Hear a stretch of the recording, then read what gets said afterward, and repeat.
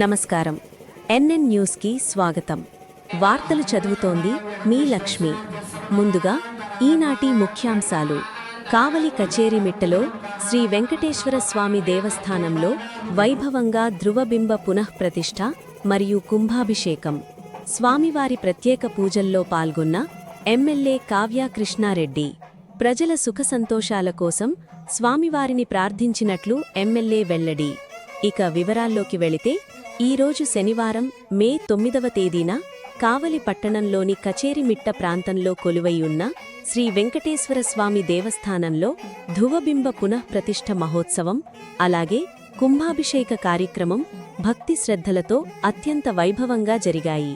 ఆలయ ప్రాంగణమంతా ఆధ్యాత్మిక వాతావరణంతో నిండిపోయింది. వేద పండితుల మంత్రోచ్చారణలు, మంగళ వాయిద్యాల మధ్య జరిగిన ఈ మహోత్సవం భక్తులను విశేషంగా ఆకట్టుకుంది. ఈ పవిత్ర కార్యక్రమానికి కావలి శాసనసభ్యులు దగుమాటి కావ్య కృష్ణారెడ్డి హాజరై ప్రత్యేక పూజల్లో పాల్గొన్నారు.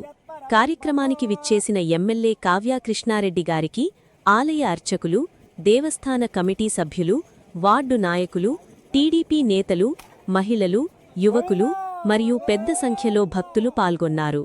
అనంతరం ఎమ్మెల్యే ధృవబింబ పునఃప్రతిష్ఠ కార్యక్రమంలో పాల్గొని ప్రత్యేక హోమాలు, యాగశాల పూజలు మరియు కుంభాభిషేక కార్యక్రమాన్ని భక్తి శ్రద్ధలతో వీక్షించారు.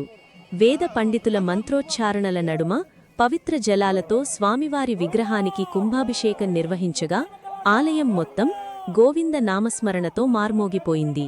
పెద్ద ఎత్తున విచ్చేసిన భక్తులు స్వామివారిని దర్శించుకుని తరించారు. ఈ సందర్భంగా ఎమ్మెల్యే కావ్య కృష్ణారెడ్డి మాట్లాడుతూ, శ్రీ వెంకటేశ్వర స్వామివారి అనుగ్రహంతో కావలి నియోజకవర్గ ప్రజలంతా సుఖసంతోషాలతో ఆయురారోగ్యాలతో వర్ధిల్లాలని ప్రార్థించినట్లు తెలిపారు. ప్రజల జీవితాల్లో శాంతి, అభివృద్ధి, ఆనందం నెలకొనాలని స్వామివారిని కోరుకున్నట్లు చెప్పారు. ఆధ్యాత్మిక కార్యక్రమాలు ప్రజల్లో భక్తి భావనతో పాటు సామాజిక ఐక్యతను కూడా పెంపొందిస్తాయని ఎమ్మెల్యే ఈ సందర్భంగా గుర్తుచేశారు. అలాగే ఆలయాల అభివృద్ధి ద్వారానే మన సంస్కృతి, సాంప్రదాయాలు భవిష్యత్ తరాలకు చేరుతాయని ఎమ్మెల్యే అన్నారు. దేవస్థాన అభివృద్ధికి స్థానిక ప్రజలు, దాతలు అందిస్తున్న సహకారం అభినందనీయమని కొనియాడారు. భవిష్యత్తులో కూడా ఆలయ అభివృద్ధికి తన వంతు పూర్తి సహకారం అందిస్తానని ఎమ్మెల్యే హామీ ఇచ్చారు.